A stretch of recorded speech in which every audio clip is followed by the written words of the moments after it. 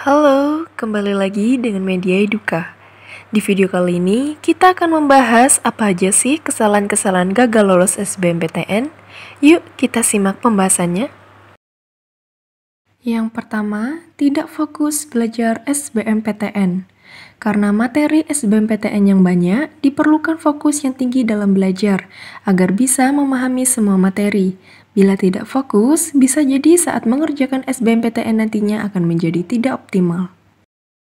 Kedua, terlalu sering bermalas-malasan. Seringnya bermalas-malasan membuat banyak waktu yang terbuang sehingga tidak ada banyak kesempatan yang bisa diambil untuk belajar dan menjadi kurang persiapan saat akan menjalani tes SBMPTN. Yang ketiga, kurang menguasai prediksi soal. Banyak mengira bahwa soal ujian SBMPTN akan mirip dengan soal ujian nasional. Namun, perlu diketahui bahwa kebanyakan soal SBMPTN lebih sulit dari soal ujian nasional. Mengapa? Karena soal ujian nasional lebih bersifat evaluatif, yaitu untuk mengukur seberapa jauh siswa menguasai materi yang telah dipelajarinya. Sedangkan soal ujian SBMPTN lebih bersifat selektif, yaitu untuk menyeleksi yang memang layak untuk bisa kuliah di universitas negeri, dan sisanya bisa gugur. Oleh karena itu, berlatih untuk menjawab soal-soal SBMPTN tahun sebelumnya cukup bisa membantu, karena kalian bisa mengetahui tingkat kesulitan soal ujian. Yang keempat, cara belajar yang kurang tepat. Cara belajar yang kurang tepat seperti hanya membaca buku saja tanpa membuat catatan poin penting dari materi yang sedang dipelajari juga menjadi salah satu faktor kegagalan di SBMPTN. Kelima, kurang informasi mengenai tingkat keketatan persaingan dan juga persyaratan tertentu. Kesalahan selanjutnya yang sering terjadi pada peserta SBMPTN adalah minimnya informasi yang dimiliki mengenai tingkat keketatan jurusan yang diinginkan. Seringkali mereka tidak memahami bahwa untuk mendapatkan satu kursi di jurusan yang mereka ingin, mereka harus berhadapan dan bersaing dengan beberapa orang.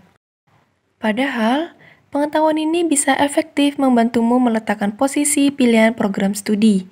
Tak hanya itu saja, informasi mengenai persyaratan khusus bagi jurusan tertentu juga harus kamu pahami dengan benar, seperti buta warna atau mata minus.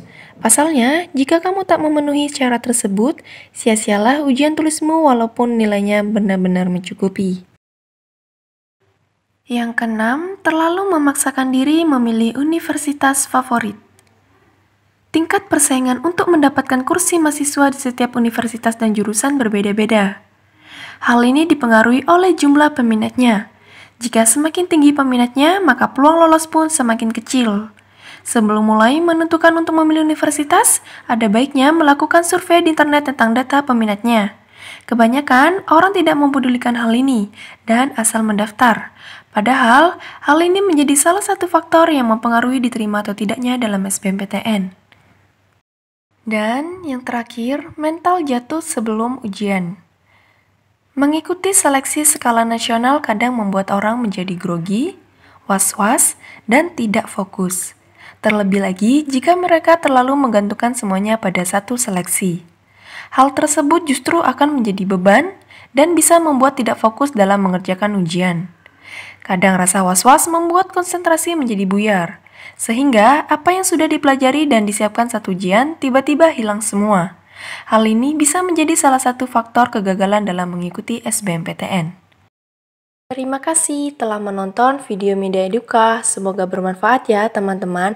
Jangan lupa like, comment, share, and subscribe. Juga aktifkan tombol lonceng untuk update video terbaru dari Media Eduka.